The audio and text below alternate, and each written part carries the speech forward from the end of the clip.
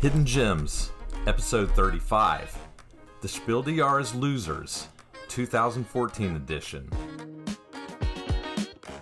Welcome to Hidden Gems, a board game podcast where we review unusual, forgotten, and underappreciated board games. We're your hosts. My name is Chris. I'm Jason. And I'm Cameron. Thanks for listening to our show. Every time we have you here to do that now, I'm excited. Because it's always this awkward pause and silence when it's just us and Bill. Yeah. That we don't know what to do. I heard you guys take a deep breath just then. Like you were going to do it or I'm going to do it. I'm here this time. No, when you're here, you're going to do it. Yeah, we always stare at each other like, who's going to go? Yeah. Takes the stress off. I love it. That's what I'm here for, just to take the stress out of the room. We're glad you're back. Oh, yeah. I love it. No, you guys did a fantastic job. And always thanks to Bill for standing in for me. Yeah, thanks, Bill. Speaking of Bill and Eric and Chris Battles and Travis and you guys, we had a great time at Origins. Awesome We had time. an awesome crew. So good. Yeah, it's been a few years since we've been at Origins, but it was really awesome to be back. We're going to talk a little bit more about Origins tonight and our thoughts on the show and how it went. And for each of us individually, any standout moments or something that we really enjoyed about the show. What'd you think? How'd you enjoy it? I really had a great time. I was First time up there for you. Exactly, yeah. I've actually never been to Ohio. In fact, I may not have even been through an airport in Ohio. That might have been my first time setting foot, and it was great. We got a lot of good food in. Enjoyed The weather that. was fantastic the entire time we were there. Weather. Oh, Holy so moly. much better. We came than back here after being in Ohio. It was like 75 degrees and sunny the whole time. We came back here, it was 100 and something degrees and 100% humidity. It was humid awful. as heck, yeah. We signed up for a lot of stuff. And Probably too much stuff. We went a little event crazy. For me, it was a good balance because we did find ourselves several times with that 2-hour slot with nothing anyone in our group had to do. We would just go to that back corner and check out a game from the ginormous game library that I'm still not convinced is actually bigger than yours. It's definitely not. But Origins library has nothing on my game room. But there's a lot of great games back there, and got to play some games with some people that I hadn't really spent a lot of time playing games with. We met our friend Travis, who's one of Eric's buddies. Travis Welch. Travis Shout out to lives him. in Indiana and met up with Eric, and then those guys drove in. Super cool guy. And got to hang out with him. Great guy. Got to see Chris Battles, who for many years lived here and played games with us. Big RPG game player. Oh, yeah. Yeah, lives in Cleveland now. And then Dylan St. Clair. Yeah. Can't talk about Origins without talking about Dylan. Yes. Yeah, got to meet Dylan in the flesh, which was nice. Yeah, hilarious guy. Super fun to hang out with him. He came back to the B&B with us one night, and we drank a lot of bourbon and played Kai-Vai. Yeah. Which was a blast. I would love to review that on this show at some point if I can ever get a hold of it. So anybody who doesn't know what we're talking about, Dylan was on an episode, our episode we did with Dads on a Map, long back, and ran us through a fake game show part of the episode, which was both embarrassing and fun at the same time. It was hilarious. Embarrassing for you, maybe. Well, yeah. I got the flex a little bit. Although I got a question right on that show, so I feel good You about got more that. than one question right. You're not giving yourself enough credit. Okay. Yeah, it was a fun time. So I think it'd be fun for us to just very briefly, what stood out to y'all? Cameron, what did you enjoy the most? Or what was one of the things you enjoyed the most about the trip? Yeah, so I actually had two things, but we already talked about one of them. I really enjoyed meeting Dylan, hanging out with him. Just a hilarious guy, and really fun that he was able to come hang out with us so much. Yeah. But the other one, we got to play 5th edition Dungeons and Dragons. Yes. With DM Daniel Lane. This is mine too. Shout out to Daniel. He did a fantastic job with our session. We got to play with Bill, Travis, and Eric, who I'd never played D&D with before, and I think the three of them maybe had never played. Bill has a long time ago. Yeah, I think he had played an older edition. First edition. Bill's super old. The other so guys hadn't. He played like first edition. Dude. Yeah, the other guys hadn't played D&D before, and they were just naturals. Travis, he's just so creative, and I was like, yes, the role play. I just love this. And stuff. that was the thing that stuck out the most to me because it was very clear, and you've probably had this experience if you played role playing games at conventions. It's probably DM dependent, but the scenarios seem to be very combat driven. Yes. You know, it's like I'm giving you a scenario. Here's where you enter. Here's the end. Yeah. Try to get there and we and clearly got through like 1/5 of what that adventure had in store. We nowhere close finished that scenario, and I wouldn't have had it any other way. Yeah. It was so great. I could tell Daniel, and I agree with you, I think he did a great job, but I could tell at least initially, he was trying to move us along because he knew how much he had to get through. Yeah. And we just would not allow him to go for it because I was too busy falling in insect filth and all kinds of ridiculousness. And we were just RPing like crazy, pretty much within the doorway. Exactly. Right? We just would not allow him to let us go forward. Well, and I have to hand it to him, too, because the number one rule of being a dungeon master is making the game fun for the group that you're playing with, right? So if the group you're playing with wants to role play and goof around and tie each other's shoelaces together and whatever, you go with it because that's what's going to make the group have fun. And he started out our session being like, hey, I'm a little bit new to DMing. This is my first weekend, but I've run this session several times now, so we'll have fun. But he just showed that flexibility that you want to see in a dungeon master where he's trying to say yes as frequently as he can within the rules that the game gives you. I was like, dude, you are on it. You are a great DM. Keep this up, and you're going to make a lot of groups really happy. And I'd like to think that maybe we taught him a little bit about D&D, because, we've been playing D&D for a long time, and I noticed early he was just saying, like, when I fell in that pit, for example. So basically, I fell in a pit full of insect poop. Right. Okay? And he was like, oh, yeah, you just get out of there. And I was like, no. I got to roll for it, I have to roll to get out. You don't just get out. Yeah. You have to roll, right? And I failed numerous times in a row, and I could tell I was stressing Bill out, which made it even better because Bill was focused on, okay, we got to get to the next room and we have to figure out how to optimize how we're going to kill these things, and I was like, no, I'm still in the poop pit and I'm not coming out until the dice tell you otherwise. Exactly. And I felt like that led to a lot of really hilarious moments in the session. Yeah, it was great. It was actually the very last thing that I got to do. Man, a great way to end my time at the convention. And I just have to mention my character because I was super proud of my character. When you go to these cons, they give you no time to think of any kind of backstory. You just get a character sheet, and it just so happened I got the barbarian. Well, in this case, I think your mini had a shepherd's crook or something like that. Or maybe that was Bill's. It was a plow. That's right. I had a plow. It was just a barbarian with a plow. Farmer with a plow. And so we're in Columbus, and I didn't realize this, but actually Columbus hosts the Arnold, which is a bodybuilding tournament for Arnold Schwarzenegger. Okay, hence the statue outside the convention center. Exactly. Yep. So I was like, well, I have to be Conan the Barbarian. So I did some Schwarzenegger analog, and I was using all these cheesy Schwarzenegger movie quotes. Like when that insect dropped behind us, I said, get to the grasshopper. Yeah. It was great. You were on top of it. I was loving it. It was a great session. Yes, that was my favorite highlight. Me too.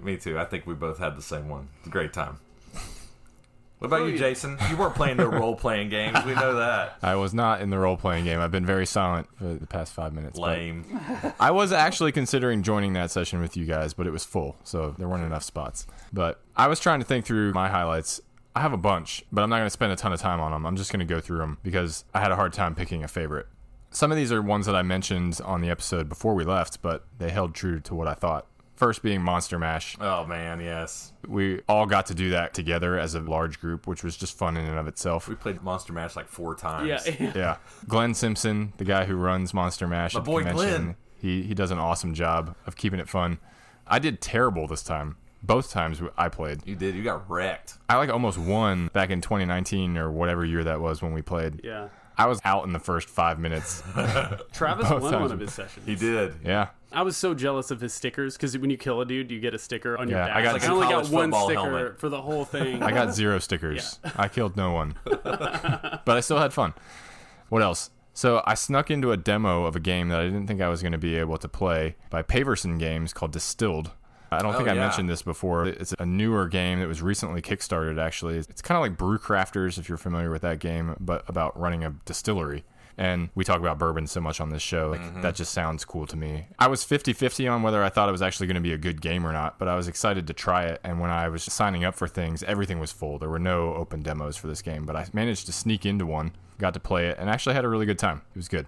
Obviously, meeting Dylan was cool. Yep. Also got to meet a member of our guild, Jeff.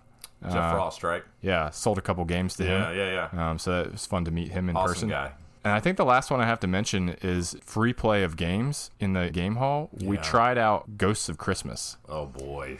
Which hopefully maybe we can talk about on the show. Are we going there? No. We can't talk about it at length right now, but this was a recent Kickstarter as well, reprint of a game called Time Palatrix, Japanese game, right? and got to play it for the first time. I brought it along with me to the show, and we played it a couple times. And everybody came home with a copy. Oh, boy. Yeah, and everybody bought it at the show and came home with it. Great trick-taking game. Yeah, really awesome game. Cool.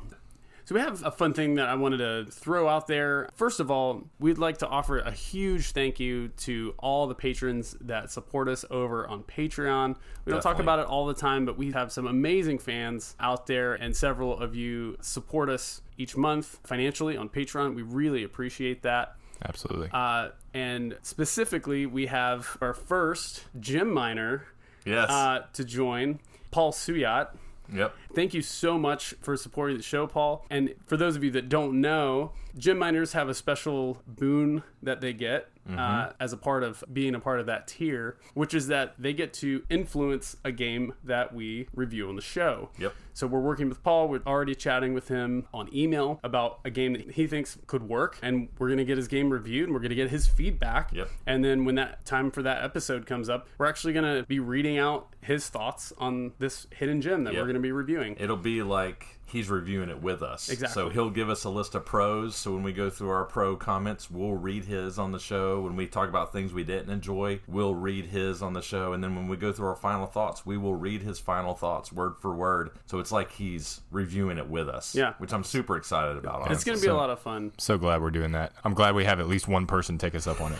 So. Well, and I just love the opportunities that we get to interact with listeners of the show. It's not just a one-way thing. When it comes to Patreon, they actually have an opportunity to interact with us and in some cases influence what we talk about on the show. Yep. So thanks a lot, Paul. If you're out there and you're listening and you're like, what's the deal with Patreon? Go over to patreon.com/Hidden Gems Podcast. We have a number of different levels of sponsorship that you can join us over there, all the way down to $2 up to $15.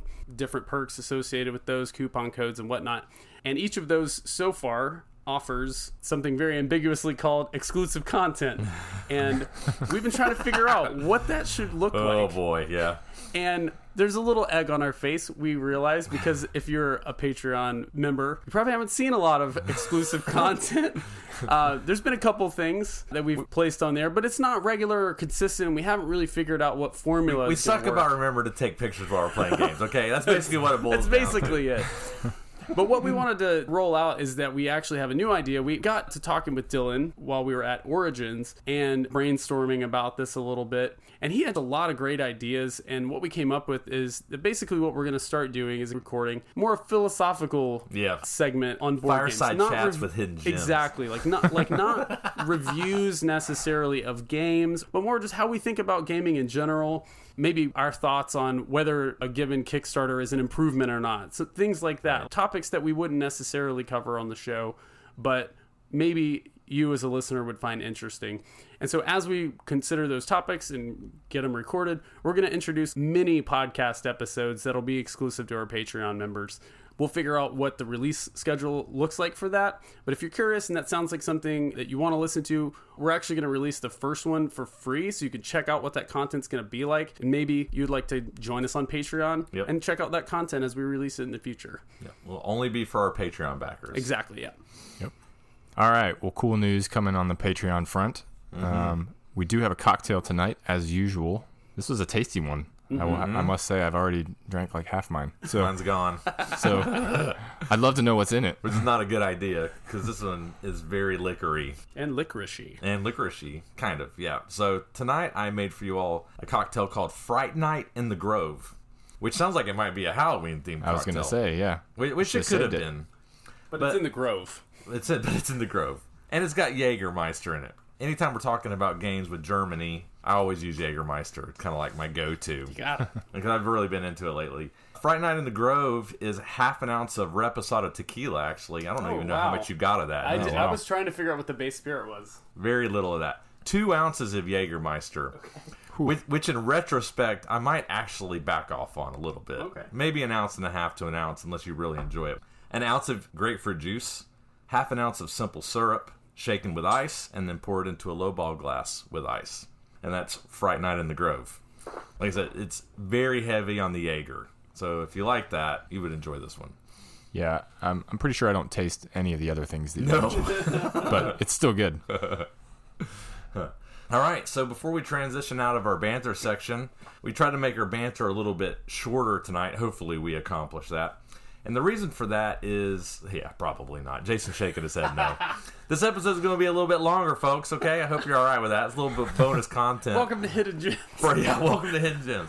I'm really excited about this episode, and I think you guys are too. So what we're starting here is a series. So what we're going to be doing is we're going to be taking a look at the Spiel des Jahres, but we're going to be reviewing games that did not win the Spiel des Jahres, starting in 2014 and working backwards. For all of you out there that are going, isn't that every game that you guys talk about? I would think that most people would be like, how could this be a series? Because if you're nominated for German Game of the Year, even if you don't win, you would think that that game would be fairly well known. Right. And you would be wrong. Yeah. At least for North American listeners. Okay. If you look through the list of the games that were recommended or nominated and did not win, they are very obscure. And the more you move back in time, a lot of these games never even got a stateside release. So they're very obscure. So I'm excited about reviewing them. And like I said, we're starting in 2014 and working our way backwards. Okay? I had mentioned nominated versus recommended. If you want to know more about that, in episode 10, we actually talk about the Spiel des Jahres in more detail to know exactly what all that implies. But generally speaking, in most years, around 3 games get nominated for the award, and then you've got anywhere between 5 to 10 games that were recommended but didn't receive a nomination, but they were at least talked about or considered.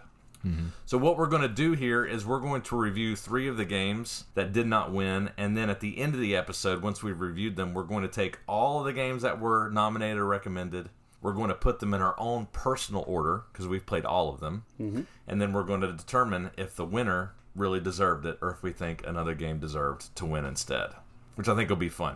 So once we finish our 3rd review, do not turn off the podcast, because we're not done. Okay, we're going to do an ordering. So before we get into the reviews really quickly, the games that were on the list for 2014 were Camel Up, which was the winner for that particular year. Yep. The other 2 nominated games were Concept and Splendor. And then on the recommended list was Love Letter, Potato Man, Sanssouci, and Battle Sheep. And those last 3 we're going to be reviewing. And I will mention there's one more game, SOS Titanic, that was also recommended, but it's a solo game, and none of us have played it. Mm-hmm. So we won't be considering SOS Titanic tonight. So that's what we're doing. You guys ready for this? Excited? Sounds cool. Yeah. I'm just excited we have a series. I know, right? Sounds so official. It does. So the goal, if we last that long, is to go all the way back to 1980. And I'm telling you, once you break like 1998, it gets crazy. I don't even know if I'm going to be able to find. I was going to say, are you going to even be able to find these? Yeah, it's going to be a challenge. And if we play them, are any of the people who listen to this podcast going to be able to find them? Probably not. It's just for fun. Well, let's get into the games. Yeah, let's do it. Let's go.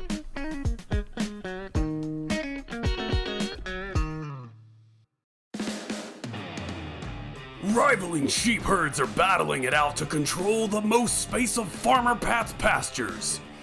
Watch out for sneaky sheep and plan your moves carefully to advance your herd and fence out the foe. Conquer the most pastures to win this fast-moving strategy game. Remember, the grass is always greener for strategic sheep. Sneaky sheep. I'm going to admit that's not what I was expecting. And I might be slightly disappointed. Oh, yeah? Because I was really hoping you were going to do something like pastures. Sorry, all I can think about is that it feels like an advertisement for one of those toys. A monster truck rally? Or something like that, yeah. No one can beat my like my an action intro to figure. Power Ships. Power Ships. Power Ships. Oh, yeah. There's so many effects on your voice in that one that you basically can't hear the words you're saying. Yeah, I put every single effect that I could find on it. All right. Battle Sheep. Published in 2010 by Blue Orange Games, amongst several others, actually. At the time of this recording, its BGG ranking is 1,621. Designer of this game is Francesco Rota. He has no other notable designs. All right, brief rule summary for Battle Sheep. Battle Sheep is an area control game where the players are trying to control as much pasture land with their sheep as possible via the placement of circular discs. The game board consists of a random array of numerous green hexes, and the players begin the game by placing a single stack of 16 circular discs on a chosen hex along the edge of the board. Each disc in this stack has a picture of a sheep in their player color, denoting their ownership. On a player's first turn, they will divide their stack however they choose and move a chosen number of sheep or a stack of sheep across one of the long edges of a hex as far as it can go, stopping only when it reaches the opposite edge of the board or another sheep of any color. So it's important to understand that sheep cannot land on or jump over other sheep. As soon as they reach the edge of the board or another sheep, that entire stack will stop in the hex right before that impediment, basically. And just in case you're confused about the rules of movement, again, considering a hex, if you're in the center of the board, you could potentially move in 6 different directions. Again, you move across the long edge of one of the hexes. Okay? On all subsequent turns, the players will now likely have 2 or more stacks of their color on the board, but they may only choose 1 stack to split and move per turn. The game will end once all players are out of legal moves. The winner is the player who controls the largest number of hexes with their sheep, with ties going to the player with the largest contiguous area connected by their color of sheep. And that's it. That is how you play Battle Sheep. Very simple rules. One of the shortest rules explanations I've ever given. But that's it. Very simple. Very abstract. Very abstract, for sure. Speaking of abstracts, so we've done an episode on abstract strategy games before. And in that game, we talked about a game called Terra Nova. In that episode, sorry. We talked about a game called Terra Nova, which we all enjoyed quite a bit, I think. Cameron, did you like that game? Yeah. I mean, I think there were lots of tears shed during the plays I of picked that up a game. copy of that game at Origins. Oh, did you? In the flea market. Nice. And I was excited about it. Yeah. For $10. That game has some serious teeth. Yes. Terra Nova. Yes. It's very vicious.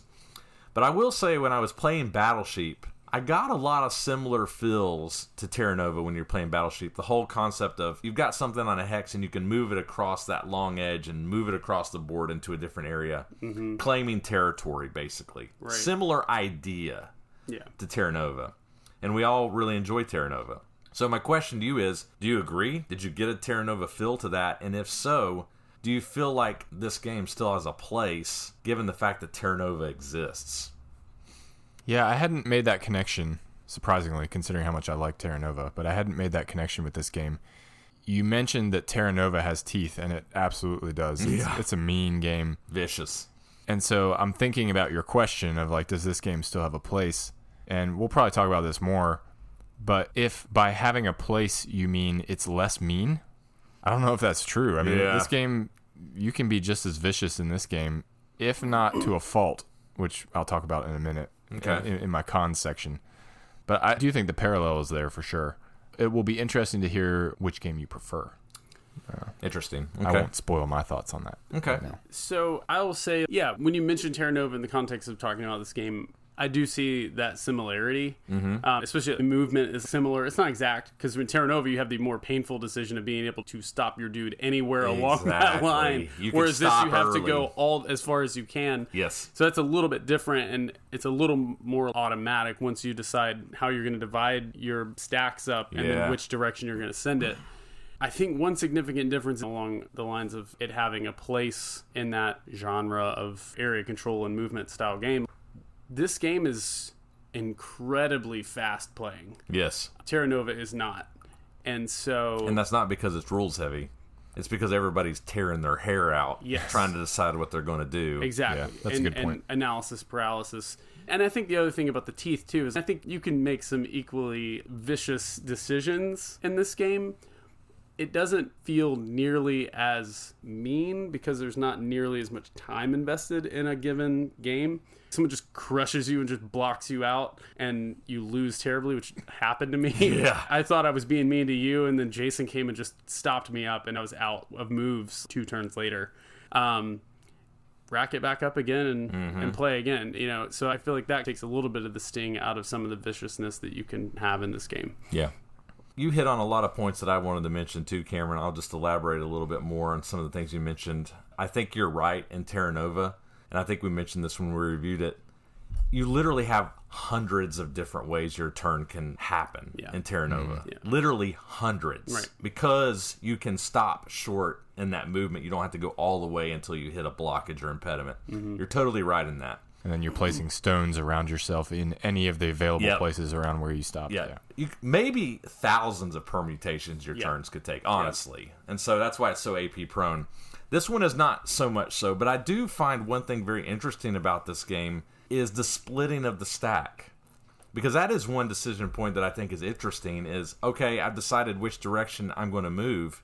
Now, how many people am I going to pick up and move in that direction, right? Because you've got, at least to start the game, 16 discs there. Right. Do I take 5 and move them? Do I take 8 and move them? Do I take 15 and move them, right? So there's some decision there in how do I get to where I want to go to claim the territory I want to try to grab, or where do I want to go so I don't get blocked in, like you said. And that's the kiss of death in this game, is if you have a large stack in one area of the board and your competitors hem you in and you can't get all those discs spread out, you're toast at that point, right? Yeah, especially considering most of the games that we saw, the winner was a player who got a single disc on each hex. Right. So, which is the goal, ideally. Yep. But it's very possible, I guess is what I'm saying. For sure.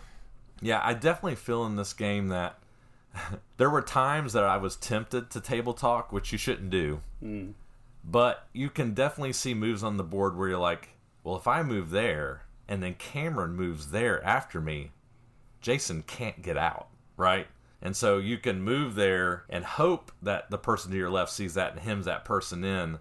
And I think that's why it's so important for you as a player to constantly be vigilant for, am I going to get trapped here? Right? You have to constantly be thinking about playing defensively, protecting yourself, but also looking for those opportunities to surround your opponents and not let them get out. So it's a nice mix, I think, of offense and defense. That raises a good point. This is a short game. You can rack it up again, just like you said, Cameron. But it does feel as though you can get teamed up on. Yeah. And if other players do make that connection and they're like, boom, boom, 2 moves, and your entire giant stack is now hemmed in and can't move anywhere, you're just kind of out of luck. Yeah. Right? And that can be because you made a poor decision early on. Sure. That could be because 3 other people went before it came back to your turn and you're just stuck. So I'm curious your thoughts on that. I think the main question there is, who did you go to the convention with? Right? You need to team up with your own group of people and just whack the people that you don't know, right? Sorry. Are you making a Monster Mash reference? We should have teamed up against those dudes that we didn't know, because that's exactly what they did to us. I'm still a little spicy about it. I'm salty about that. So for context here, folks, our first game of Monster Mash, we all got teamed up on, which you're not supposed to do in Monster Mash. It's supposed to be every man for himself. There were some folks playing who were all teaming up, and they had the little wizard guys who can just pick people off from afar. Pop shotting us and across they killed the us map. all, and we stood no chance. It's They were literally rule. standing right next to each other and refused to attack each other. But you know what's funny? I remember after that happened, and the next time we played Monster Mash, because we played it so much, we were like, okay, we're not going to attack each other this time. We're going to try to go after these other people. And within the first turn, we were all attacking each other. Loomis started attacking me on the first turn. We just couldn't help it. All right, sorry. Anyways, battle sheet. I had to do that, yeah. But yeah, it's possible. What were you even talking about? You can team up on people. Should you? Maybe not. I will say, I think if you're watching closely, you can maybe avoid those situations and get yourself out of trouble. Because remember, you can move your whole stack out of an area. Right. If I feel like I'm starting to get hemmed in, I can just leave one disc behind and move my entire stack out to the other side of the board. However, I will say, I do take issue a little bit with the setup in this game. Because it's not vague, but it could be better. Basically what it says is that your stack can't start on the same tile as somebody else's stack. So the game board, the pasture land, is made up of these tiles which consist of 4 hexes. And the players put that together randomly at the start of the game. Okay. And the only stipulation is that 2 stacks can't start on the same board, so on the same group of 4 hexes. But even still, if people situate themselves in a way to where they can kind of surround somebody, you can find yourself in a bad spot pretty quickly. I kind of wish there was a rule where everybody was kind of equidistantly separated to start the game. I think that would lessen what Jason was talking about somebody just getting surrounded really quickly from the gun. Well, it's less about how close you are to people and more about how those cross-the-board paths line up, right? Yeah. Because if two people, even opposite board from you, just have their paths lined up in such a way that they can both hit you from two different angles, it wouldn't matter how far away you are. Sure. I guess I'm pointing out, depending on how the board gets built, you can have these little peninsulas, and maybe you just shouldn't place in there. But I had one game where I was in a little recess, and people placed really close to me, and they just boom, boom, boom, boom, and surrounded me really quickly, you know? And I kind of wish that they were farther away to start, but I think you make a good point, too. I do like the push and the pull of offense versus defense in this game, because you are having to be constantly vigilant of where are my stacks, how many spaces are left around that stack. If this wall over here that's starting to form actually gets completed, am I going to have enough space to do what I need to do? Do I need to be the one who's controlling that wall? All of that stuff.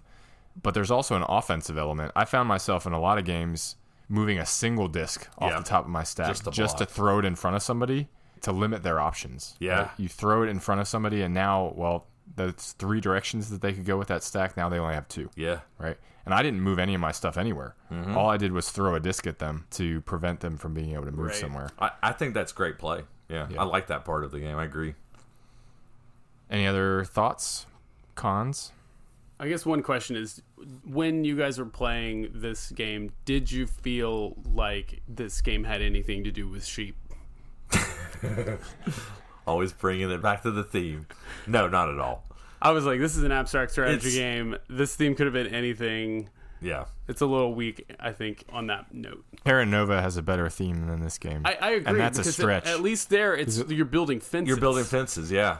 Your farmers can only walk in straight directions, and then they build fences wherever they land. Wherever they are. But somehow that's more thematic than this game. Well, I mean, think about it. How do you have 16 sheep stacked on top of each other in a pasture? What would that look like? Well, exactly? I think Camel Up. I was going to say there was a theme of stacking 4-legged animals in 2014. Apparently, we're all about stacking animals.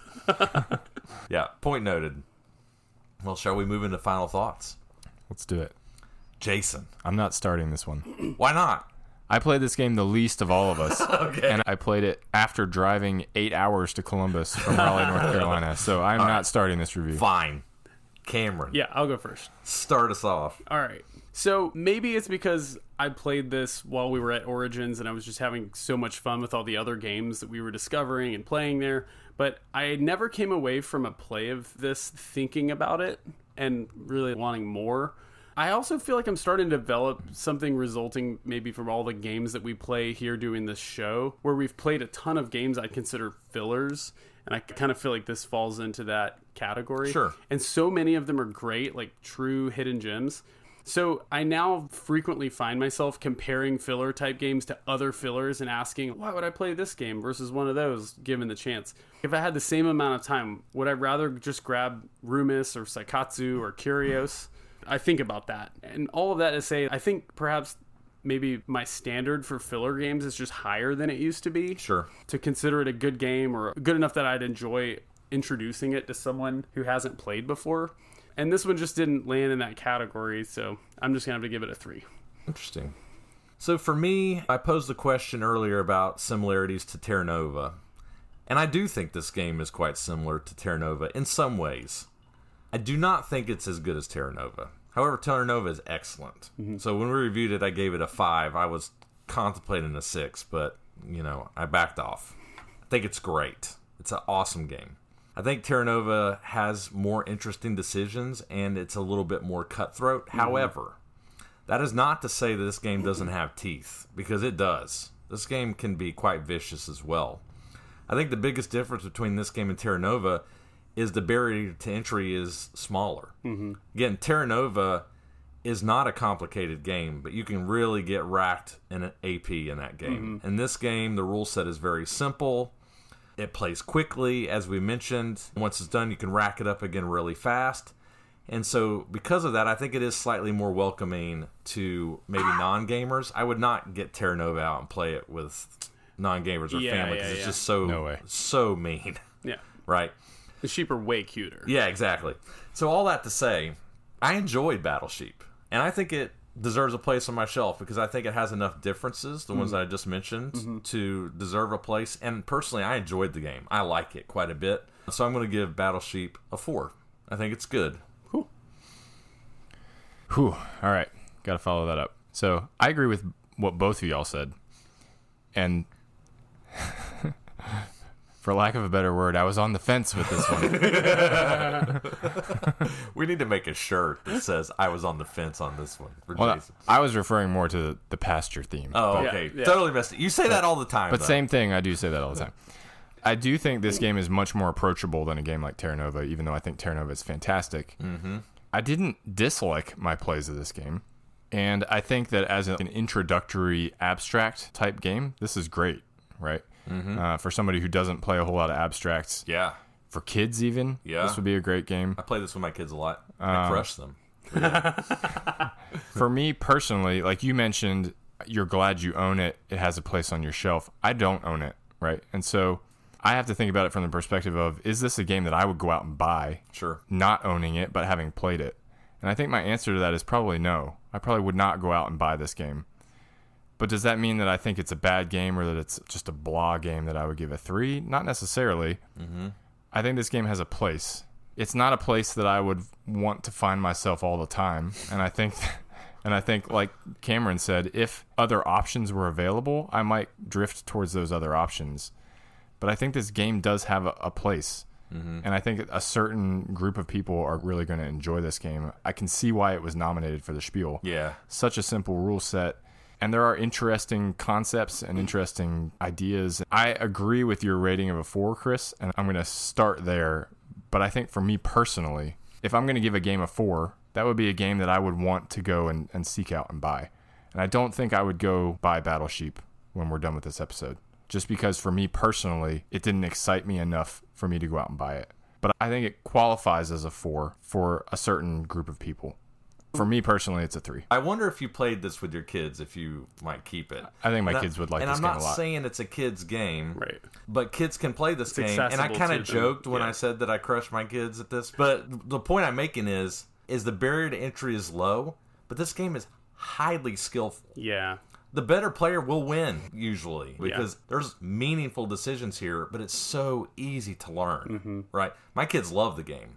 And so for that reason, I think that it has value, right? I could bring this out with my family. It's just that simple. But just know that there's no luck in this game, right? You can punish people in this game if they're not paying attention. Yeah, I agree with that. All right. Well, those are our thoughts. Oh, no. Where do we get it? You're rusty. Oh, I am rusty. Well, Chris, for those out there who may want to add it to their game collection, where can you find Battleship? Good news on this one. There are several copies available at our friends at Noble Knight, so you can pick it up there. And I will mention that we're getting ready to enter a new quarter, so our discount code is changing. So starting on July 1, which is about where this episode will be dropping, our 10% discount code is 22 gems. So enter 22 gems in the discount code field, you'll get 10% off of your order. There are also 9 copies available on BGG as well if you want to find it there. I just realized that because they give us a new coupon code every so often, it means that if you keep listening to the show, every quarter, you can go to Noble Knight and get yourself another 10% off I think they can just keep reusing the same code over and over. Oh, really? Yes. You can just use it any number of times? Oh, that's even better. Except when a sale's going on. Except for when a sale's going on. It's to make up for the fact that you can't use it on sale items. We also mentioned that you can only get the coupon code if you're on Patreon, which is not true because we keep announcing it. Well, no, there's special coupon codes only for the store on Patreon. The Noble Knight one is for everybody. That's the merch store, right? Yeah. We'll get our crap together, folks. We promise. Let's close this out before we say something else stupid. All right. Is it the time that I'd say it now? Yes, it's it. All right. Have you done this before? Well, those are our thoughts on Battleship. Battleship. We're such rookie. The richest farmers are looking forward to harvesting the biggest potatoes. But Potato Man gets the small spuds into the best potato sacks.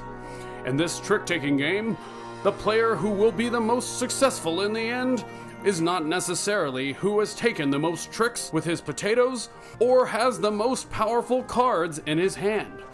Instead, you have to use cultivated cunning to turn your harvest into potato sacks filled with high-quality potatoes! Potato Man! Pow! Splat! Love it. What are the other? Zap. Zap. Yeah. Or zap. All right. Potato Man. Published in 2013 by Zoc Verlag. Designed by Gunter Burkhardt and Wolfgang A. Lehmann. Mm-hmm. Currently ranked on BGG 2,915. Potato Man is a trick-taking card game that involves evil potatoes and our hero, Potato Man. A game of Potato Man consists of a set number of hands equal to the number of players. Each hand, players will be dealt 12 cards, each of which is from one of 4 different suits, red, yellow, green, or blue. Each trick, players will, starting with the lead player, play a single card from their hand, and the highest played number wins the trick and leads the next one. The first big differentiator for this game, however, is that each time a card is played to a trick, it must not be of the same suit of any previously played card in that trick. Yep. So for example, if I'm the third to play to a trick, Chris leads blue, Cameron follows with yellow, I can only play green or red. When a trick is won, the winner claims a scoring card from the center of the table, matching the color of the card that won the trick. There are 3 of each colored scoring card, and each color of scoring card has a different number of potato sacks on it, with potato sacks representing victory points. For yellow, this is 4 potato sacks, green is 3, blue is 2, and red is 1. So, you might be thinking, how is this fair? What if I'm dealt all red cards, and I can only win the 1-point red cards? Well, each suit is composed of a different number of cards, and these cards also have different value ranges. So, for yellow cards that are the most valuable, the cards range from 1 to 13. Green, 3 to 14. Blue, 4 to 16, all the way up to red, which ranges from 5 to the highest card in the game, which is 18.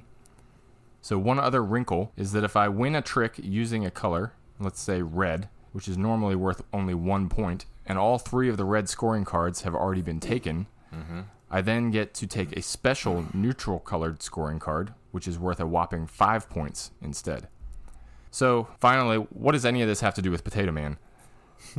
So, the highest 3 cards in the game, the 16 through 18 of red, have a picture of an evil potato on them. Evil potato. The evil potato villain. The lowest 3 cards in the game, the 1 through 3 of yellow, have Potato Man on them. And if Potato Man is ever played to the same trick as an evil potato, Potato Man wins the trick.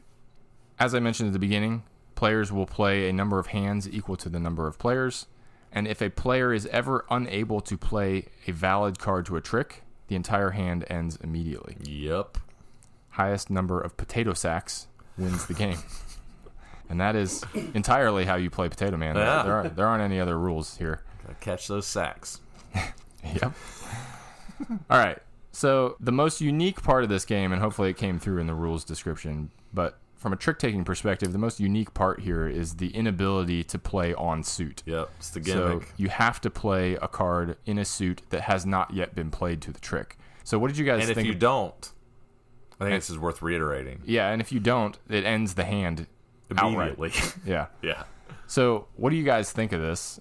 I think we should spend a little bit just talking about how this impacts the play of the game, because it might not be immediately obvious how this sort of plays out, since trick-taking games tend to be a little more opaque. Yeah. What do you guys think?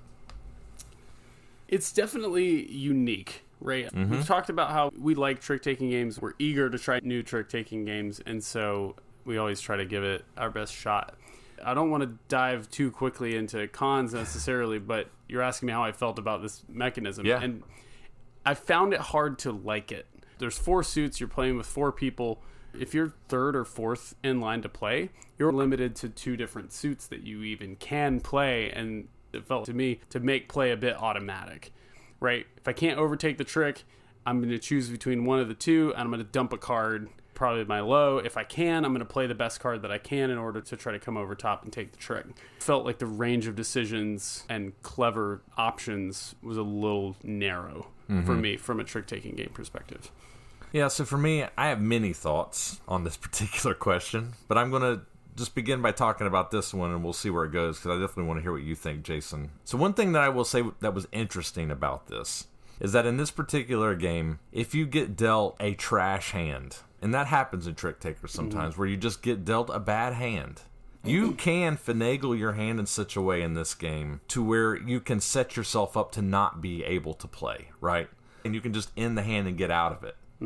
I think that's interesting from a strategic standpoint. However, it can also be highly frustrating in that a lot of this game is setting yourself up to try to catch those 5 sack cards, right? So if all the reds or all the blues get taken, now the 5-point cards are in play. Yep. And oftentimes what will happen is by the time you have set your hand up to do that, somebody has ended the round either intentionally or just randomly, right? And I will admit that I found that to be frustrating, to try to structure my hand in a way to where I'm like, okay, all the reds are caught and I have good red cards in my hand. Now I can start trying to catch them, and then the round ends. Right. That can be frustrating. You're also not incentivized to forcibly end the round, to manipulate it like you were saying, because there's only 4 rounds. You're losing opportunities to score points if you're just killing off a round as quickly as you can because you can't score points. You're having to play defensively, I guess. No, I think you are incentivized. If you know you're not going to score anything, if I think you and Jason are going to score like 8 or 9 points this round and I might get 2, I'm going to stop it as fast as I can. That's definitely true. I guess what I'm saying is the length of the game is limited, and so it's not like, okay, if I can kill this round, the next round I can make more points, because you might not have enough time. No, that's exactly what I'm saying. Why would I continue a round on where I know I'm going to get crushed? I'm agreeing with you about that. Okay. I'm just saying that you're foreshortening your opportunities to make up lost ground. Yeah. Because the game is rather short. You basically have to stop the bleeding and hope for better cards the next time. Yes. Right. Yeah. What I found interesting is that unlike most trick-taking games where you are generally trying to maintain the lead and you're playing your hand in a certain way where you're holding on to your high cards and you're structuring your hand in a way, like every trick-taking game plays a little bit differently, but I found this one to be very different in that having the lead is a bad thing in this game. Yes. You don't want the lead, but you have to take the lead in order to score points because it's the only way to get points, obviously. And we started discussing this more as we played it more, and what I found interesting about it was that it becomes more of a game of controlling other players' access to points. Yes. Obviously, the yellow cards score the most, aside from the 5-point cards that only come out once a color runs out. The yellow cards score the most, but they're the lowest valued cards. Yes. But even if I don't have high valued cards to win those 4s, I can make sure that you can't win a yellow card by leading with yellow. Yes. Or by playing a yellow to a trick, because even though I might not win the trick, I've made sure that you guys can't play yellow and you can't win a 4-point card. And I did find that part of the game to be interesting and one of those unique twists that comes along with that having to play offsuit. There's a lot of things that are built into this game designed to make you play in this sort of oddly defensive, I'm going to limit your ability to score points while maybe getting a couple of opportunities to score a good handful. I think the question that I came down to, and I'll save some of this for my final thoughts, but was like, is that fun? It's interesting, and I can appreciate it, but is it fun? Did you guys think it was fun? Yeah, so no. That would be my answer to that. And I'll loop back into something that Jason just said, is that we did start to figure out, oh, if I lead yellow, you can't catch yellow, or if we play yellow and then Cameron plays green, now we have a formula for exactly how everybody at the table is going to play. And again, maybe we're suffering from groupthink here, but I thought really hard about this game. I played it several times, and I thought about it a lot after, and it just seems to be the thing that makes the most sense. Right. Why would you lead with any other color? You're just inviting somebody to capture one of those higher point value cards unless you lead with yellow or green, right? You're taking them off the table by doing that, and we all started doing it. And at that point, it started to become very formulaic, right? Because we were all doing the same thing because it just made the most sense. The blue 15's the best card in the deck. If you have it, you win the trick. And really, that's the only one that maybe guarantees success when you lead it. And that's another thing that I want to just reiterate what Jason said, that drove me crazy about this game is one of the fun things about trick takers, again, is structuring your hand in a way to where when you gain control of the hand, you begin to exert your will upon the table. Right. And you can build momentum. Right. Yeah. You can play a boom, boom, I can teach you. I play this, nobody can follow me. I play this, I play this, I play this, now I'm out. And you know, because you're counting cards and you know what's there. That you can, cannot happen in this game. When you get the lead in this game, you cannot win again unless somebody errors. Right. Right? Yeah, because of the way the decks are structured. Your best move in this game is always to play the best defensive move. Right. There is no offense, or there's rarely offense. And I think that was my point about it. You asked, is it fun? And yeah, there are some interesting mechanics going on, but there's no offensive movement. Right. You're always playing your best defensive move, and then whatever happens at the end of the hand with what's left happens. You're like, oh, sweet, I won. I play my best defensive move and then hope that I win a trick. There are times, if you're counting cards, that you know, okay, well, I know the highest red cards are out, so I know this blue is safe, and it's now the highest card available, right?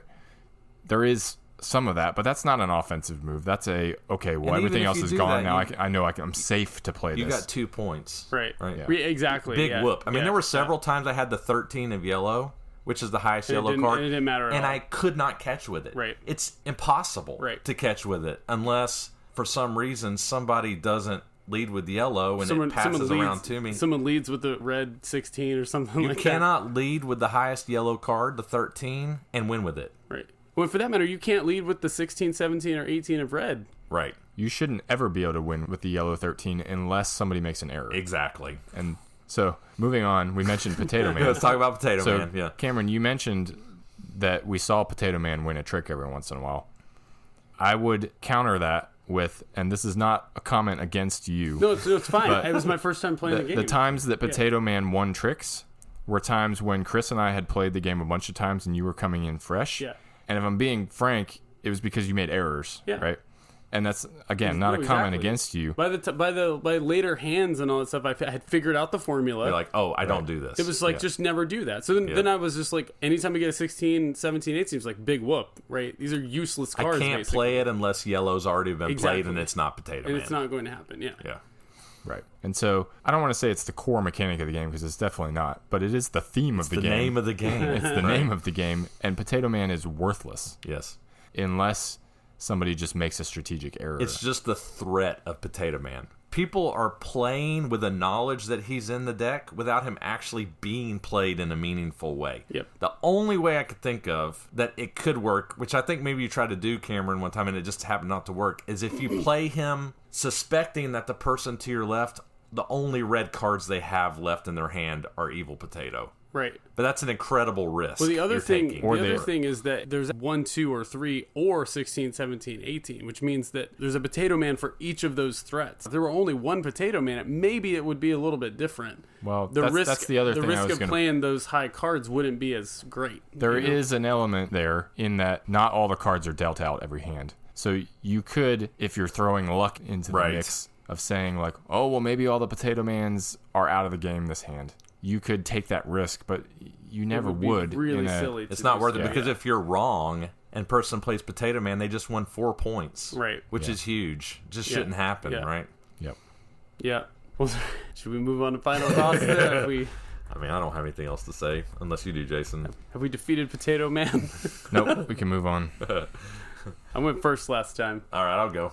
So I'll bring my final thoughts back to something I said in the review. I was going to save it for my final thoughts, but it just came out of me. I couldn't help it because I feel so strongly about it. One of the things that I think is critical to a trick taker is being able to structure your hand in a way to where you can take control of the hand. I think that's just a core element of a trick taker. It's important, right?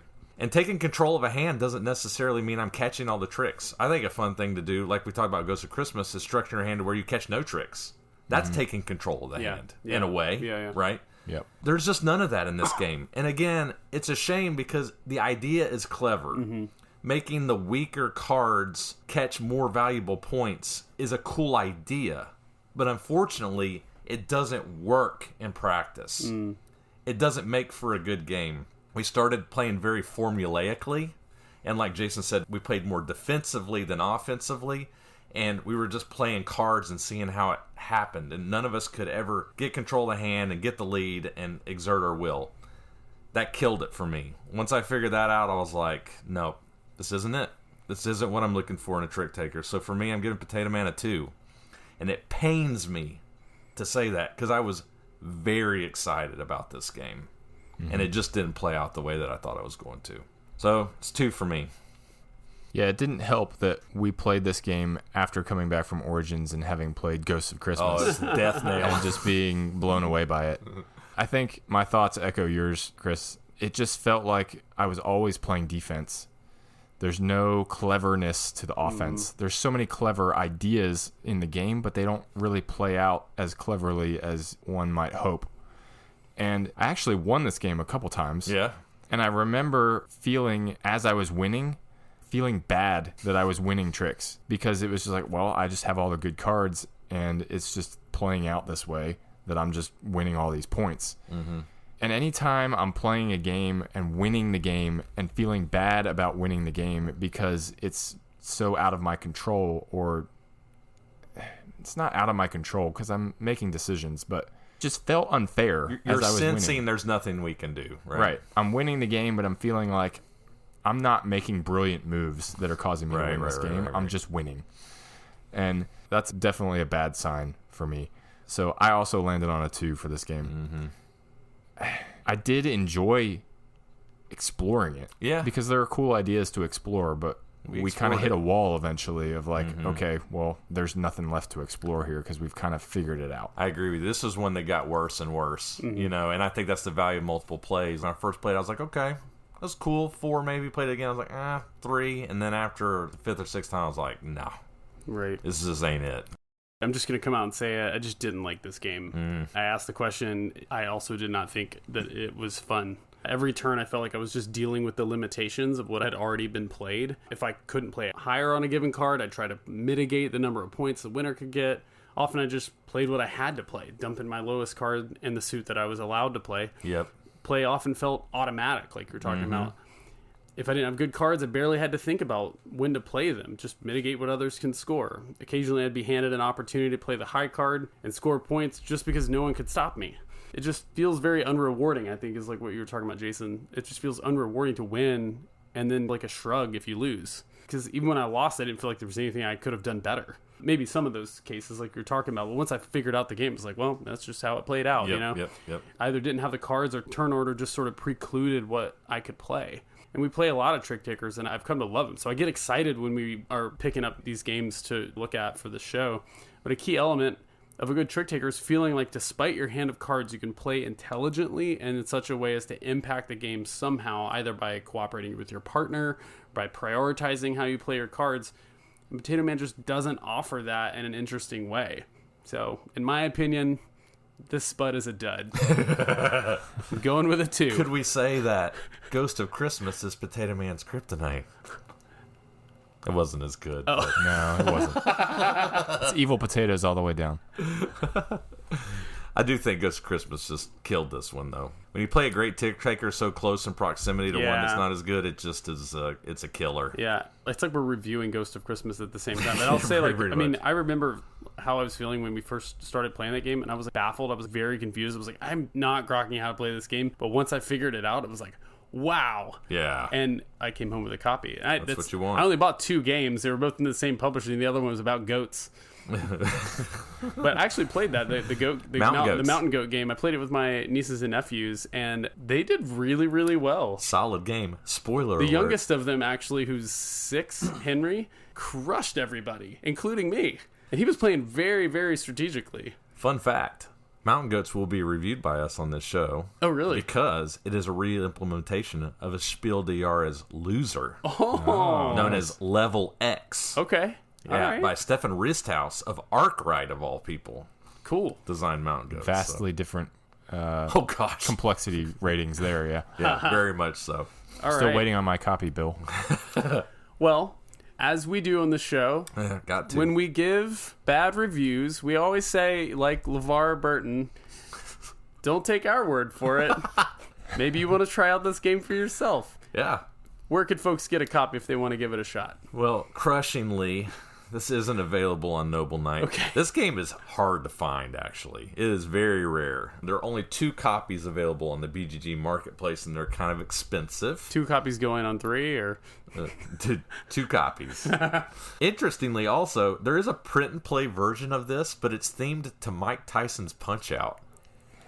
Interesting. Which, in and of itself, would make it more interesting, I suppose, because I love Punch-Out. But I guess you could print and play your own version if you want. If you want to play with Bald Bull and Little Mac and Piston Honda and all that. But, yeah, you're not going to find this one very easily, unfortunately. All right. And no, we're not going to be doing a Hidden Gems limited edition copy of this game. That's right. Chris as a potato would be kind of cool art. Oh, yeah. Maybe we could have Matt draw me ripped again. Would you be the evil potato? Yeah, maybe. Awesome. All right. People are like, what are they talking about? Join the guild and you'll find out. You'll get it. And those are our thoughts on Potato Man. Nice. We at least all did it. It's Awesome.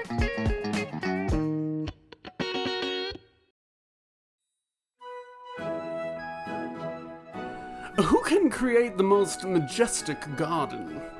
Improve your garden by adding beautiful pavilions, impressive statues, fragrant herb plots, colorful rose arches, and more. Move the admiring noblemen through your garden. The further they move along your completed garden beds, the more points you receive. At the end of the 18 rounds, score bonus points for completed rows and columns in your garden, and for your secret mission cards. The player with the most points at the end of the game is the winner. That was Mr. Collins from Pride and Prejudice. Oh, is that what that is? A Lady Catherine de Bourgh. Again, your facial expressions are just priceless. Awesome. We need to record you doing the flavor text in video format. Just for Patreon. That'll be Patreon. That would be good. Patreon content. Let's do it. They would love that. All right. Sanssouci. Sanssouci? Suchi. Suchi. That's what I thought said it the needed first time. 2 C's to I make it wasn't sure. sushi. Oh, it does only have 1 C. I spelled Yeah. it wrong in my notes. Oh, then I don't know. See, you don't know what you're talking about. 2 S's, 1 C. I'm going with I think we should crowdsource the answers. All right, I'm looking it up. Sanssouci. I'm looking it up. Carry on. It's my favorite kind of sushi. I'm not going to carry on until you tell me how to pronounce it. Oh, you're wow. Yeah, I'm ready. Well, I spelled it wrong, so. What 2 was, S's. what was the thing we looked up the pronunciation for? Oh, Dolmengater. Yeah, the Google Translate. Yeah, let's get it. Pronunciation. Is this a place? I think so. It's a real palace, and it looks like the thing on the bottom. To the Wikipedia. Book report, Jason. Sanssouci. I was wrong. Okay. See, you were wrong too. I am. I was wrong. Okay. Sanssouci. Yeah, what was the emphasis on the syllable there? I think Sanssouci? I think what you mean is I already closed the tab, man. Sanssouci. Sanssouci. All right. Okay. Sanssouci. Published in 2013 by Ravensburger. Most recently by Fractal Juegos. Yes, this game did just get recently reprinted, interestingly. Is this the reprint or not? This is not. Okay. This is the original. Of Lame. course. Ravensburger, which looks exactly like the reprint, by the way. Okay. At the time of this recording, its BGG ranking is 1,688. Okay. Designer of this game, Michael Kiesling. Hello. Designer of Azul, Tikal, Torres, Heaven and Ale, Vikings, etc., etc., etc. Interestingly, I just recently heard about this game. I knew about this game for a long time, but Tom Vassell just reviewed the reprint of this game Okay. on Dice Tower. And I found it interesting that he had never played it before. This was the first time he had played it. And when he was talking about it in his review, it was pretty clear to me that he did not realize that this was a Spiel nominee. Okay. He never mentioned it. So he in his reviewed review. it before us. So we were that close to him being like, I'm Tom Vassell, heard about this game for the first time on Hidden Gems. Maybe one day. I'm telling you, I'm trying. Maybe one day. That's all I'm going to say about it. Okay, so yeah, Tom did review it, and it was clear to me that he didn't realize this was a Spiel nominee, which again was reinforcement to me that this series has significance, I think, because a lot of people just don't know about these games. Brief rule summary for Sanssouci. I'll be as brief as I can. There's a little bit more to this game. Okay, for a Spiel nominee, it's a little bit more involved. Sanssouci is a tile-laying game where the players are attempting to create interconnected paths in order to move their 9 admiring noblemen through their garden as far as possible in order to score points. Each player starts the game with their own player board, which consists of 6 rows and 9 columns. Each row denotes an ascending point value from 1 to 6, with rows 2 through 6 also being assigned a specific color. So, for example, row 2 is white, while row 6 is blue. While each column is made up entirely of one type of garden symbol. So, for example, it could be fountains or hedge mazes, etc., etc. At the top of each column stands a wooden meeple, this is your nobleman, which you will be moving throughout your garden each turn in order to score points. As players place tiles in their garden, this enables the players to move their noblemen forward along those paths in order to score points, as long as the nobleman ends its movement in the same column it started in. More on that in a moment. If a player has path tiles running all the way from the top of the board in a column to the bottom, so all the way down to row 6, they can move their nobleman all the way to row 6 to score 6 points. However, they could choose to move to row 5 on one turn, and then on a future turn, move to row 6, which would ultimately net them a total of 5 plus 6, 11 points total, instead of just 6 points for going straight to row 6 for that particular nobleman. Hopefully that makes sense. We'll talk more about this in the review. It's again important to note that all of the garden tiles are interconnected on all 4 sides, so noblemen can move through paths in other columns so long as they end their movement in the column that they started in. So it's possible you could have a tile in row 2 and a tile in row 6 for a particular column, and you can get from tile 2 to tile 6 moving through other columns as long as there's a connected path of tiles. Kind of hard to explain. Players acquire tiles to place on their personal board from a common board in the center of the table via the playing of cards.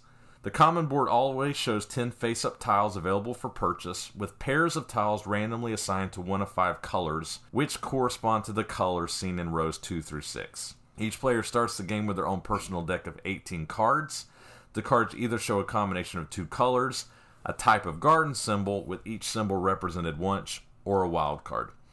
So if a player plays a card with 2 colors on it, let's say orange and blue, they could take one of the 2 tiles from the orange row, or they could take one of the 2 tiles from the blue row. If they play a garden type, let's say fountains, they could take any fountain tile from the display. If fountains aren't represented in the display, that card then becomes a wild card and they can take whatever they choose. Once a tile is chosen, that tile must go in the column corresponding to the garden symbol pictured on the tile and the colored row corresponding to the color the tile was sitting on in the central display. So, if I take a tile that's a fountain tile and it's sitting on an orange space, it must go where the fountain column and the orange row intersect. There's only one place that tile can go on the board. However, if that spot on your board is already covered by a tile you placed earlier, you can flip the tile over to its opposite gardener side, and it can then be placed anywhere along the column or row where that intersection occurs. The only stipulation is that your noblemen cannot end their movement on gardener tiles. Once a player has played a card, they can then move one and only one nobleman forward as far as they choose to score points, according to the previously described rules. The game ends once everybody has exhausted their deck. In addition to points scored during the game for moving noblemen, the players will score 5 points for each completely filled column, and 10 minus X points for each completely filled row, where X is the point value of that row. Most points wins the game. And that's generally how you play Sanssouci. That's pretty much entirely how you play Sanssouci. Yeah. This is one of those where I think you have to explain it in its entirety. It's pretty visual. Kind of hard to visualize. The way the columns and the rows intersect is very important, I think, to understand. It does take a little bit to wrap your mind around how the tile selection works. For sure. You're like, okay, well, I can take that tile, but then it has to go in this spot. But then if there's already a thing there, I can flip it over and I can put it over here. And exactly. It takes a little bit of time to absorb. maybe some ground for interesting decisions. I don't know. We'll see. So one of the things I did mention in the rules that I think we need to talk about that's pretty interesting, I think, is the point scoring that occurs during the game. Mm.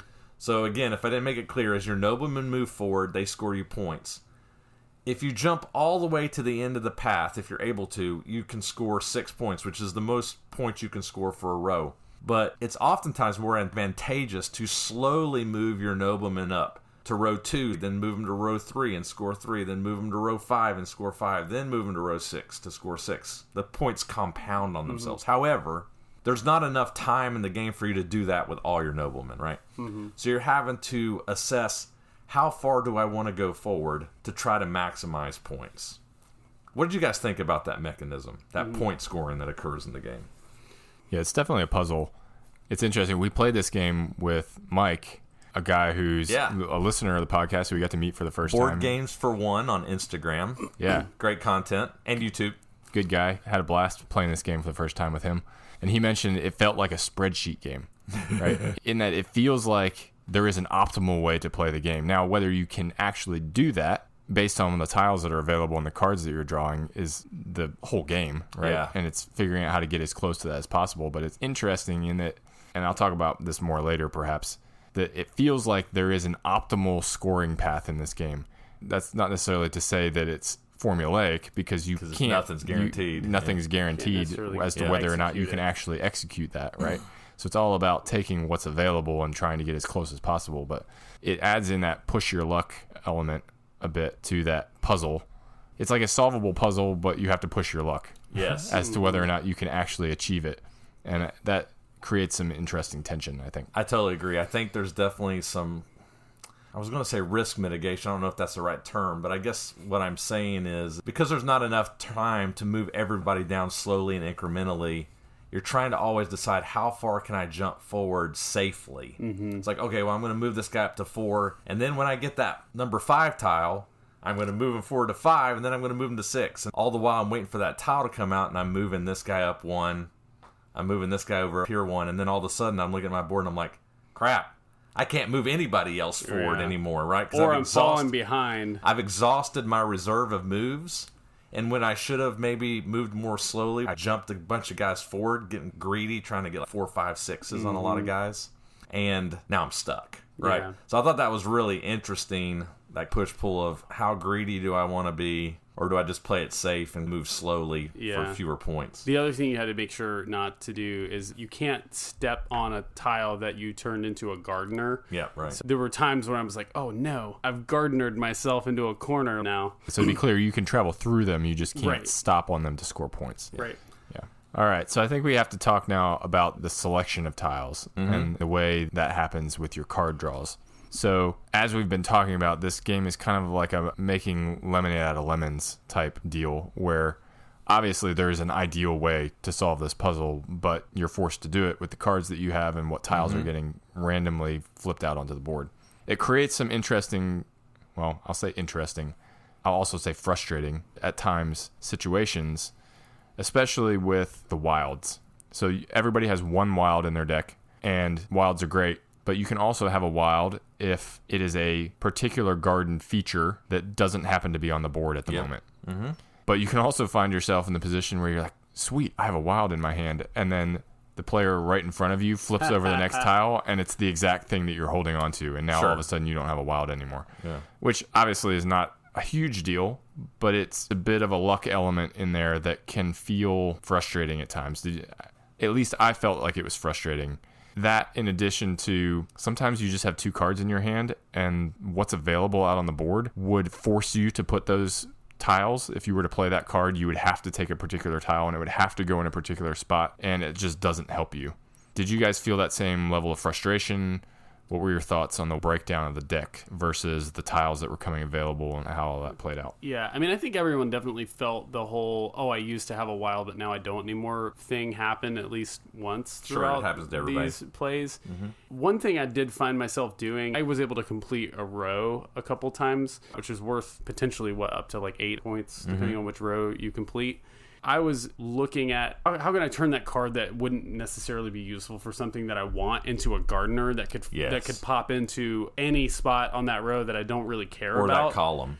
Exactly, right. And basically, I can get rid of this card, but I can also turn it into something that could potentially give me a handful of points at the end of the game. And I found myself able to do that a couple times and relieve the pain of what you're talking about a little bit. Yeah, I agree with you. I did not feel frustrated by it. In this game, I'll be interested if you felt this similarity, Cameron. You may not have thought of it, but I'm going to mention Kingdom Builder. A lot of people talk about Kingdom Builder as a game that I love. Mm-hmm. We played it at Origins. We did a few times. It's great. As being too lucky, and you can get screwed by your card draw, which you can occasionally in Kingdom Builder. But I do think that people are too critical of Kingdom Builder, and I felt very similarly about this one. Sure, are there situations that occur where I have 2 cards in my hand and they're just not helpful to me at all? That does happen sometimes. I think it's a lemonade out of lemons moment. But I do feel like in this game, because you draw 2 cards, maybe this garden feature is represented in the display right now, but I just hold it in my hand until it's not. And now it becomes a wild for me, right? I can kind of hold it back. Or doing what you just said, Cameron.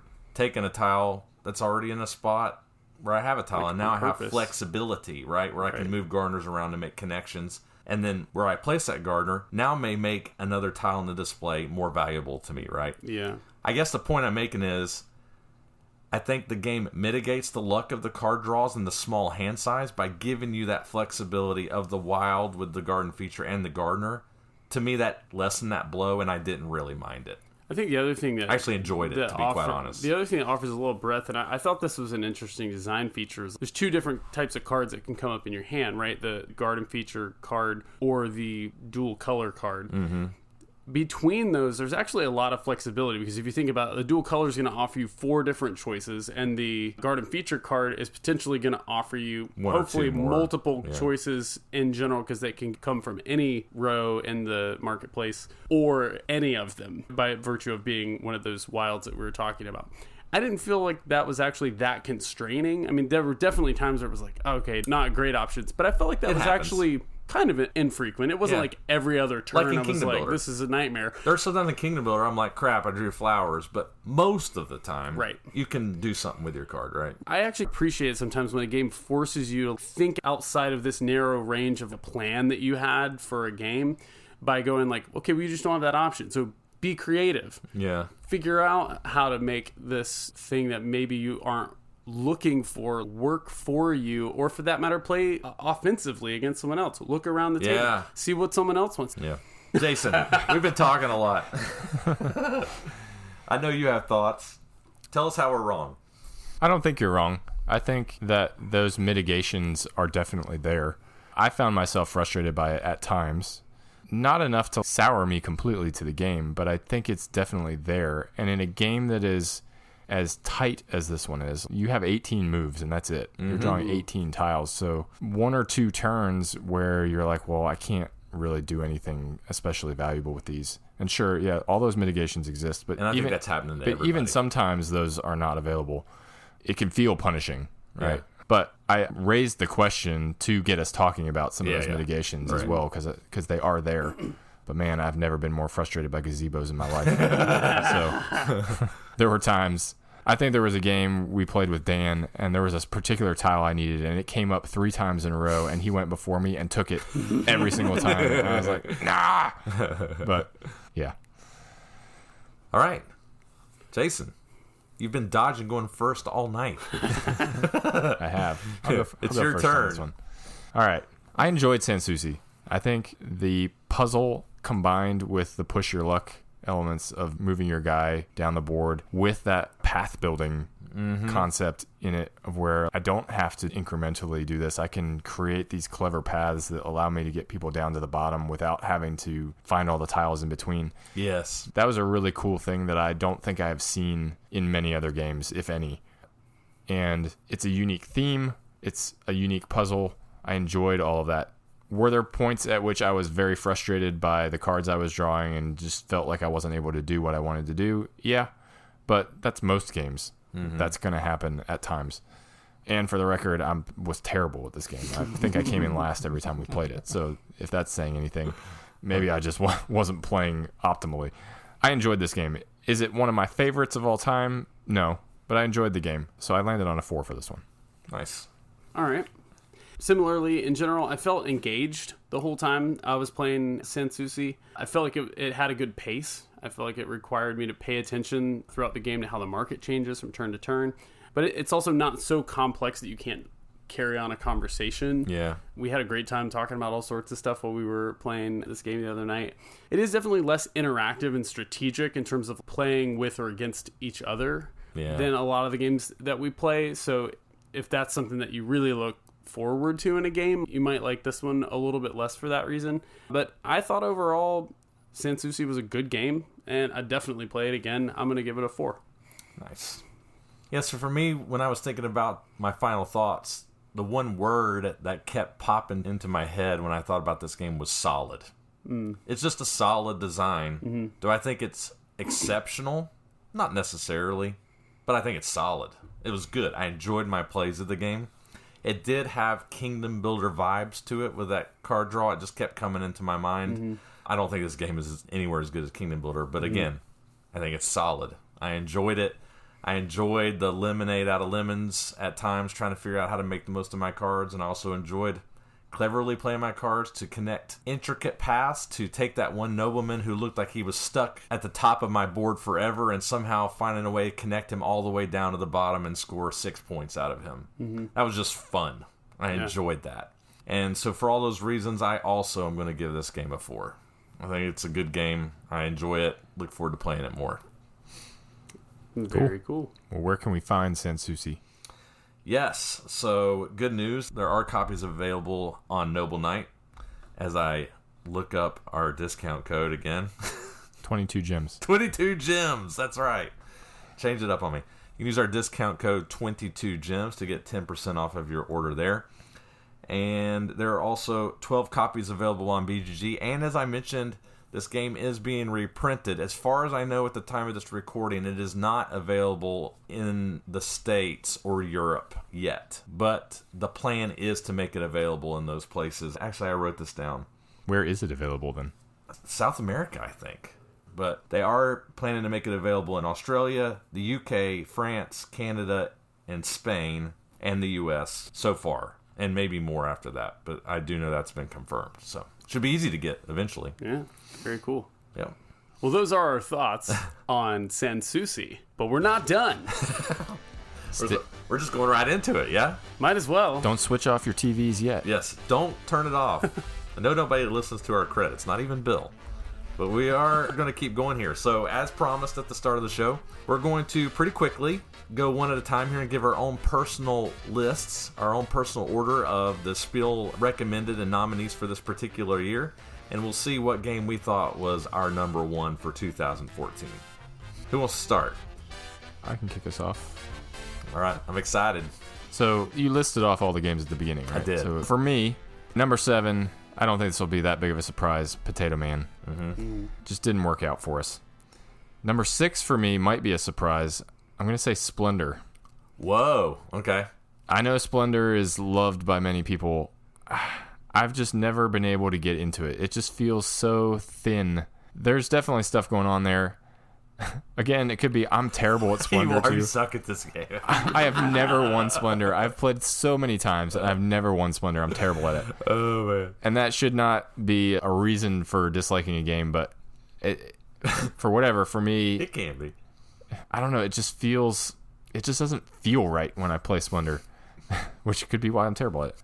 So Splendor, number 6. Well, do you want to give it a score real quick too? It could be fun to do. Oh, I wasn't prepared for that. I just gave them rankings. Off the top of your head, surely you could give a score. 3. Okay. That's an easy one, I guess. All right. Battle Sheep was number 5. Okay. Number 4 is Concept. Ah. So this is a weird one. It is. For sure. But I kind of like these weird word guessing games, like when we talked about Montage. Yeah. It was just unique. It was cool. I don't love all of them. But the different ones, the ones that try something new, I enjoyed it. Yeah. It's hard. It's very hard. It is. But it was fun. I would give Concept a 4. Okay. Number 3, Sanssouci. We talked about that one already. Okay. Number 2, Love Letter. Number 2. Oh, yeah. Okay. Yeah. Love Letter is a solid game. I would give Love Letter... I guess a 5. It's solid. Okay. It's light though, so it's yeah. I don't know. You caught me off guard, making me have to give ratings on these. I wasn't ready for this. Makes it even better. I wasn't ready Somewhere for this. between a 4 and a 5. Yeah. I'm on the fence. I'm on the fence between a 4 and a 5. Jason's going to start his own podcast. On the Fence with Jason. Oh, gosh. It says so many things about my life. All right. And I guess that leaves number 1. I should have gone to number 1. See, I messed it up. You're supposed to go from 3 to 1, and then that leaves number 2. So now everybody already knows my number 1. That's all right. Is Camel Up. Mm-hmm. Dude, I love this game. There's something about, and maybe I shouldn't feel this way, but there's something about the Spiel winners that I've always felt like, it's kind of a cheap win. It's like a gimmicky type thing. Gimmick. And Camel Up is gimmicky through and through. I mean, it has a pop-up tree on the board, right? Yeah, and the dice dispenser shaped as a pyramid. Yeah. But this game is just fun. Every time we've played it, people are standing up. They're cheering every time a dice pops out of the pyramid. It's crazy. It's zany. Camels running all over the place, but it's just fun. So, yeah. I think they nailed it with Camel Up out of these choices. I think it's a great game. Those are my rankings. 5? I'd give it a 5. Cool. Well, you better because you gave number 2 a 5. So. Yeah. That's awesome. Cool. Nice list, Jason. All right, Cameron. All right. Well, unsurprisingly, again, Potato Man is getting a 2. You guys have heard my thoughts. Next up is Battle Sheep.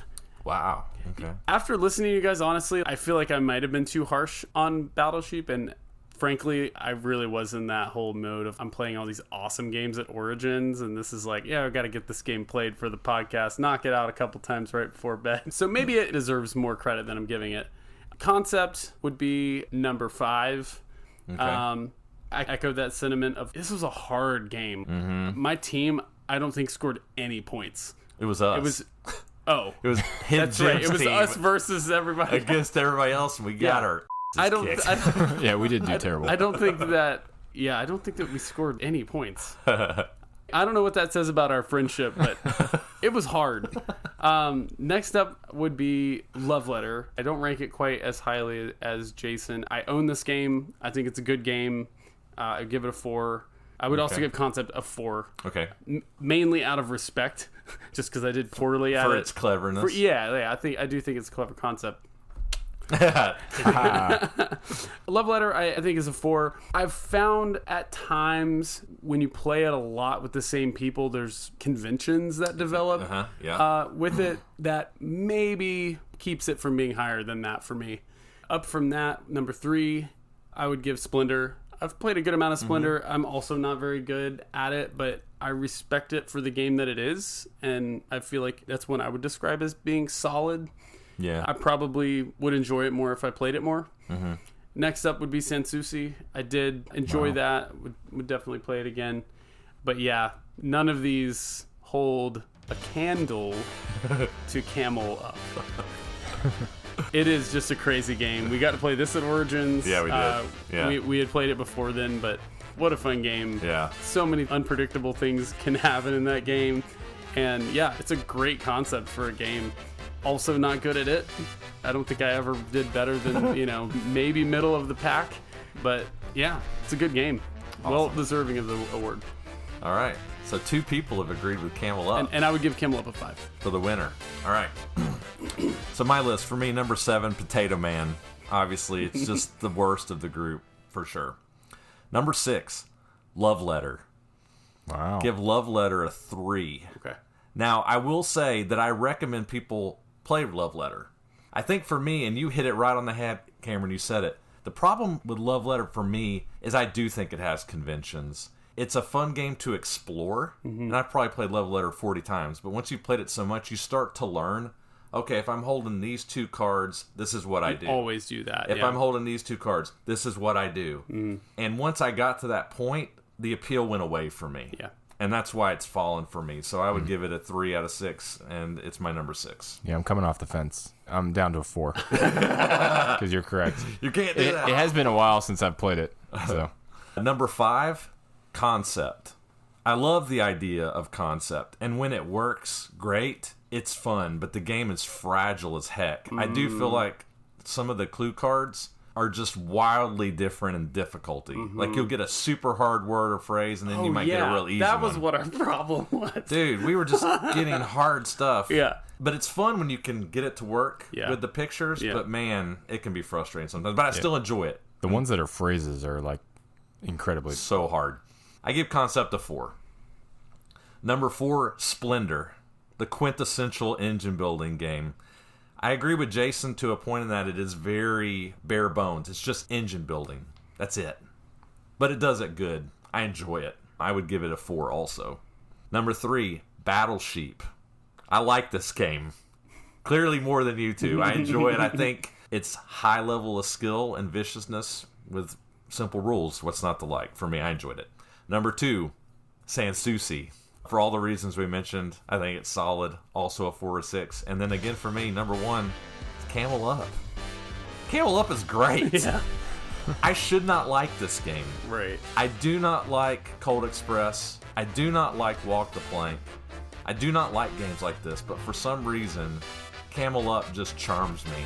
And I think it is because it is so zany with the camels. Crazy camels, man. And 2, I think what saves the game is if you were just betting on the winner or the loser, it would not be fun. But how they break it up into legs, where you bet on legs over the game. Right. If you have multiple chances to be right over the course of the game, I think makes it a good game. So I would give it a 4. That's good for me for a game like this. But I think it's the best game of this group, for sure. Camel Up. Let's play that game right now. So, yeah, that's it for us on the Hidden Gem side. We all agree with the panel for 2014 at least. Camel Up, best game of the year, for sure. What year was Niagara? It's like 2006 or something. Oh, man. That's it's coming. Well, I'm glad we got to dive into all 7 of those games in Yeah. preparation for this one. We normally don't play that many games to prepare for an episode, but that was fun. It was. And got to play some games that we probably wouldn't have talked about on the show, but it was fun to explore. It was. Well, thank you for joining us on this Spiel Des Jahres Losers episode of Hidden Gems. Stick around for more. We are going to be doing more such episodes. Oh, yeah. If you like what we're doing here, please remember it's a huge help for us if you'd leave us a rating or review on your podcast platform of choice, or even better, subscribe on your podcast app. That really helps us out and ensures that you always get new episodes right when they come out. Also, be sure to follow us over on Instagram. Those simple things can make a difference for the show's exposure, so more folks can enjoy exploring games with us. Check out the BGG Guild if you want to interact with us or share a game that you think is a hidden gem.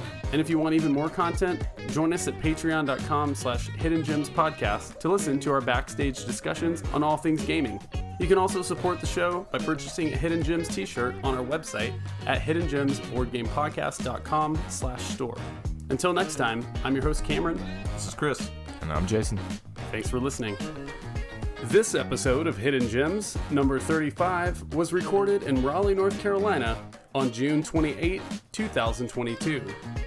Do you enjoy seeing cute little cartoon animals wearing clothes and behaving like humans? If so, join us again in 3 weeks as we take a look at a trio of games with an anthropomorphic theme. Fun. Hidden Gems is produced and edited by Chris Alley, Cameron Lockey, and Jason Yanchuleff. Our Board Game Geek Guild is monitored and managed by honorary Hidden Gems team member Ghidorah. Our show's logo was illustrated by designer and artist Katelyn Nieto. Check out her work on Instagram at It's Katelyn Nieto. We would love to hear from you. Feel free to join the discussion on our many social media accounts. You can find us on Facebook at Hidden Gems Board Game Podcast, Instagram at hiddengems.podcast, and Twitter at Hidden Gems Board. Disagree with one of our reviews? Have something you want to say about one of the games we discussed today? You can also make your voice heard on our Board Game Geek Guild at BoardGameGeek.com, guild number 3874. Once again, thank you for joining us on Hidden Gems, and until next time, fellow gem seekers, enjoy your games and enjoy your search.